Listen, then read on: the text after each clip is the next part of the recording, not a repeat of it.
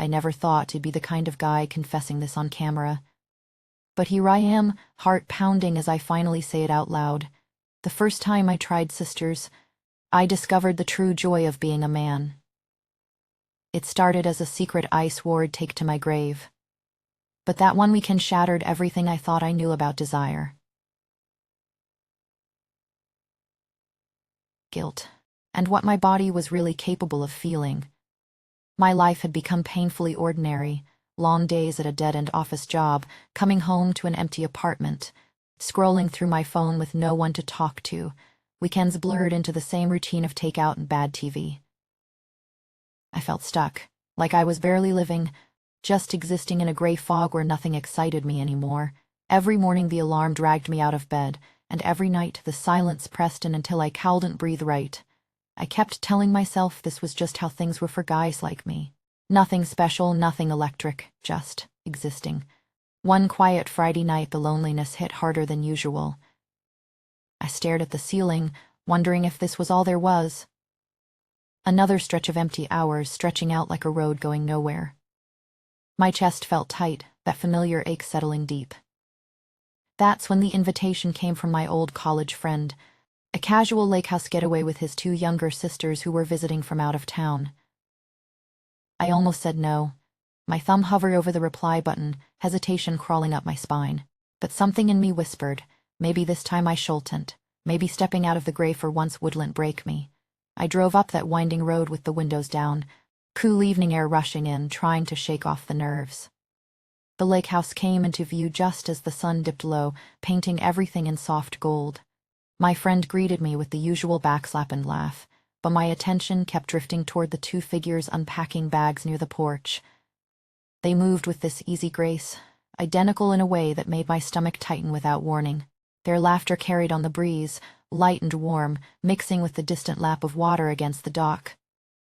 I told myself it was nothing, just the relief of being around people again after too many silent nights. We settled in with simple things, cold drinks from the cooler, stories from college days spilling out around the kitchen island. Their voices wove together so naturally, finishing each other's sentences, sharing the same bright spark in their eyes. Something shifted in the air, a subtle pull like owled at name. I kept my distance at first, bussying myself with the grill outside, focusing on the sizzle and smoke to steady my breathing, but the scent drifting from inside. Sweet vanilla mixed with something warmer, almost intoxicating, kept finding me on the breeze. It wrapped around my thoughts, making the ordinary feel suddenly charged. We all gathered closer under blankets against the chill. Their presence beside me felt close, too close in the best and worst ways. One of them laughed at something I said, her shoulder brushing mine for a heartbeat longer than necessary. Heat bloomed where we touched, even through layers of fabric, and I forgot how to exhale properly. My mind raced. This is my friend's sister's, off limits. Completely wrong, yet that brief contact sent tiny sparks racing under my skin, waking up parts of me I'd almost forgotten existed. I shifted away slightly, pretending to adjust the blanket, but the ache lingered, that quiet hunger stirring deep in my chest. When the conversation turned softer and the stars came out thick overhead, one leaned in to point out a constellation, her breath warm against the side of my neck. Sweet and heavy, pulling me under like a current I wasn't ready for. My pulse quickened, loud in my ears, drowning out the logical voice screaming that I needed to stop this before it even started. I was supposed to be the responsible one here. With the fire's glow dancing across their faces and the lake whispering in the background, everything felt suspended, like the world had narrowed to the space between us. But beneath it, something else was waking up, something that felt dangerously alive. I lay in bed that night staring at the wooden beams above me, the house quiet except for the occasional creak of settling walls. My skin still carried traces of that scent. Faint, but insistent. Every time I closed my eyes, I saw their smiles, heard their shared laughter, felt that accidental brush of warmth again. Part of me wanted to pack up and leave before morning, to run back to my safe, gray life where nothing could touch me like this. But another part, the one that had been starving for so long, whispered that maybe I should stay. Just a little longer, just to see what happened next. And then, one of them sent a late-night text that changed everything. I woke the next morning with my phone glowing on the nightstand, that late-night text still burning behind my eyes. Just a simple goodnight from Emma, but the little smiley felt like a secret code I wasn't supposed to decode. My thumb hovered over the screen longer than it should have before I set it down and forced myself outside for fresh air. The lake stretched calm and silver under the morning light. I spotted them both already down by the dock. Identical sundresses fluttering in the breeze, their hair catching the same golden highlights. My friend's little sisters, the words repeated like a warning in my head, but my feet carried me toward them anyway. When I got close, Emma turned first, her warm laugh spilling out as she waved me over. Lily followed, eyes sparkling with that teasing glint that made my chest tighten. We stood there by the water's edge, the three of us, and the air between us felt suddenly thinner. Their matching perfume drifted on the breeze against sweet vanilla layered with something deeper, almost like warm skin after sunlight. It wrapped around me before I could step back, making the ordinary morning feel heavy with possibility. I told myself it was nothing, just the scent of shampoo or lotion. Nothing more, but my body remembered it from the night before and responded anyway, a slow heat blooming low in my stomach. That afternoon we took the boat out, the engine humming softly as we skimmed across the lake. Emma sat beside me, her bare leg pressing lightly against mine on the narrow seat because the waves were rocking us. Each small bump sent a spark through the thin fabric of my shorts, and I gripped the wheel harder than necessary, pretending to focus on the horizon. Lily leaned forward from behind, her chin nearly resting on my shoulder as she pointed out a heron on the shore, her breath brushing warm against my ear. The same vanilla scent flooded my senses, sweet and insistent, pulling at something deep inside me that had been sleeping for too long. I pulled the boat back to shore earlier than planned, my pulse thudding unevenly. "This is wrong," I kept thinking as we walked up the path together. "They're your friend's sisters. You're supposed to be the safe one here, the guy who doesn't cross lines." Yet every time one of them laughed at something small I said, the sound wrapped around my ribs like invisible threads, tugging me closer despite myself. By evening the touches had grown bolder, though they still wore the mask of accident. After swimming, Emma wrapped me in a hug that lingered, her wet skin cool at first, then warming quickly against my chest through my damp shirt. The press of her soft curves was impossible to ignore, and for a heartbeat I forgot how to breathe properly. She pulled away with an innocent smile, but her eyes held me a second too long, leaving heat imprinted where we'd touched. Lily was next, dropping her towel by mistake as she reached for her cover-up near the fire pit. She giggled softly while clutching the fabric to herself, but not before the brief glimpse of smooth skin and the way her body moved sent my thoughts scattering. I froze, my mind screaming that this was insane, that I needed to stop this before it spiraled. My friend trusted me. These were his little sisters. I couldn't do this to him, couldn't let myself become the kind of man who even entertained the idea. Yet that night, as we sat around the fire again, the vanilla scent clung to my clothes from the day's close moments, faint but relentless. Every crackle of the flames seemed to echo the growing ache in my chest, the quiet hunger that made my hands tremble slightly when I reached for another log.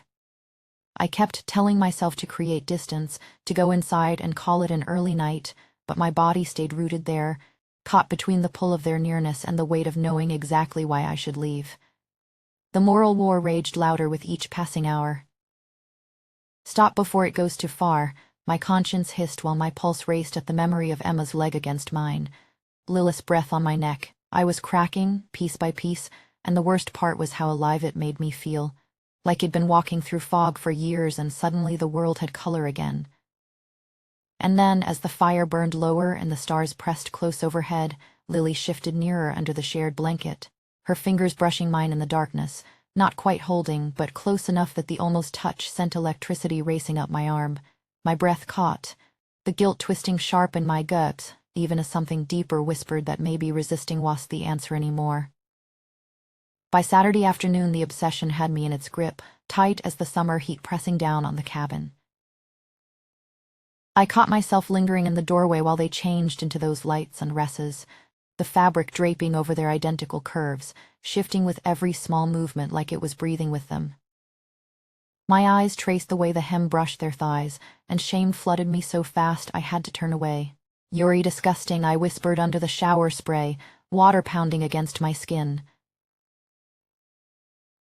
"They're sisters. This isn't you." Yet the memories refused to wash away. Their laughter from the boat ride still echoed low in my chest, warm and light, wrapping around my thoughts until I couldn't think straight. The soft press of Emma's thigh against mine on that narrow seat. The way Lilla's fingers had grazed my arm when she reached for the rope, innocent enough on the surface but leaving a trail of heat that lingered for hours. Desire kept winning, quiet and relentless, and the guilt only fed the fire, making every stolen glance burn hotter than before. That evening the air grew thick with the scent of pine and distant rain as we gathered by the lake with drinks in hand. Laughter came easier after the second round, then the third, the kind that loosened edges and blurred lines. The sky darkened early, and just as conversation dipped into comfortable silence, the power cut out with a sudden pop, plunging everything into velvet black. No lights from the cabin, no distant porch glow, only the faint silver of moonlight on the water and the three of us suddenly alone in the big living room. Emma's hand found mine first in the dark, her fingers sliding against my palm with a gentleness that stole my breath. Warm, steady. Then Lily shifted closer, her lips brushing my ear as she whispered, "We've both wanted this since we saw you." Her voice was barely more than breath, carrying that sweet vanilla scent that overwhelmed everything else, pulling me under like warm water closing over my head. In that moment, every wall I'd built cracked wide open. I stopped fighting the pull, stopped pretending I was the good guy who could resist. I turned toward Emma and our mouths met, soft at first, then deepening with a hunger that surprised even me. Her lips tasted faintly of the wine we'd shared, warm and yielding. At the same time, Lilla's fingers traced slope as along my back through my shirt, light enough to make my skin prickle but heavy with promise. No more hesitation. Just Ronnie taking over, rushing through me like a storm had been waiting for without knowing it. What followed was pure fire wrapped in trembling closeness. Their bodies moved together in perfect sync, identical curves pressing close, hands exploring with the same curious tenderness. The texture of their hair spilled across my chest like silk, catching faintly on my skin with every shared breath. Their lips met mine in turns, then sometimes together, creating a dizzying warmth that made the darkness spin. I crossed every line I'd sworn to respect, the moral war inside me finally quieting beneath the sheer intensity of being wanted so completely. Yet, even as heat built and pulses quickened in unison, a small voice still whispered in the back of my mind. "This changes everything, and there's no stepping back from here." The ache of surrender mixed with the thrill of finally letting go, leaving me breathless and trembling between them, more alive than I'd felt in years. But just as the moment deepened further, a faint sound from outside the cabin cut through the heavy air, distant but unmistakable, like footsteps on the gravel path. We didn't stop. The faint footsteps outside turned out to be nothing more than wind rattling the old cabin shutters, but the scare only pulled us deeper into the dark living room, hearts hammering in the same frantic rhythm. Their hands never left me, warm and certain, guiding me down onto the wide couch where shadows swallowed every boundary we'd once pretended existed. Slow and shaky while Lily pressed close from the other side, her cheek brushing mine with that same vanilla warmth that made the night feel endless. Every shared inhale felt like surrender, like falling into gravity. I couldn't fight anymore. For those long hours until dawn crept in through the windows, I felt it. The raw, electric thrill of being a man in his fullest power, desired without shame, needed in ways that left me trembling with something close to awe. We moved together in waves of quiet intensity, their identical curves fitting against me like pieces I never knew were missing. Fingers traced slope as a long fabric, never rushing, just lingering in that aching space where almost became everything. Low and breathless, mixing with the distant lap of lake water outside. I forgot the world beyond that room, forgot my friends sleeping somewhere else, forgot every rule I'd carried like armor. There was only heat rising between us, the kind that melts resistance and leaves you floating in pure, heady freedom. By the time the first gray light touched the ceiling, my body ached with satisfaction I'd never imagined, the kind that sinks into your bones and whispers you're finally, truly alive. Sunday morning crashed into soon. I woke to the sound of tires on gravel, too early to reel. My friend's car pulling up the drive, headlights slicing through the half-open blinds. Panic flooded me cold and sharp. The sister's scent still clung to my skin, sweet and unmistakable, vanilla mixed with the faint trace of rain from the night before. We scrambled in silent frenzy, pulling clothes straight, smoothing hair, hearts pounding so loud I was sure he writ from outside. Emma's eyes met mine for one frozen second, wide and glittering with the same secret fire. Lilith's fingers brushed my wrist one last time, a touch so light it burned. We barely made it to separate corners of the room before the front door creaked open and his voice called out, cheerful and oblivious, asking if we'd survived the storm. In that split-second terror, with my pulse still racing from everything we'd shared, clarity hit me like cold water. I couldn't go back. Not to the gray routines, the safe conversations, the life that suddenly felt paper-thin. This weekend had cracked me open, shown me a version of myself that burned brighter, wanted deeper. I caught the sisters' glances across the room while my friend unpacked groceries, laughing about his early return. Something unspoken passed between the three of us, a promise wrapped in danger. Later, when we stole a moment alone by the boats, I whispered it. Would find a way. Texts, excuses, stolen hours, no matter the risk. The danger only made the hunger sharper, sweeter, impossible to ignore. Looking back now, that weekend with the sisters taught me the true joy of being a man. Not the safe, ordinary kind everyone settles for, but the rush of forbidden closeness that leaves you breathless and changed. The way their eyes held mine in the dark, the shared trembling that felt like coming home to something wild and real. Was it wrong? The question still lingers in quiet moments, heavy and unanswered. Maybe, but I've never felt more powerfully alive, more completely seen. The guilt hasn't left. It's beside the memory like an old friend, sharpening every stolen recollection. If you've ever stood on the edge of something you knew you shouldn't touch, heart hammering with equal parts fear and craving, tell me in the comments. Would you have pulled back? Or would you have given in like I did, letting the night pull you under? Drop a like if the ache of those almost moments in the dark living room left you wanting more, and subscribe for the raw confessions I've been holding back, the ones that still keep me awake wondering what happens next. Because this story isn't over. Not really. Some hungers only grow once you've tasted them. And I'm already counting the days until we find our way back to that edge again.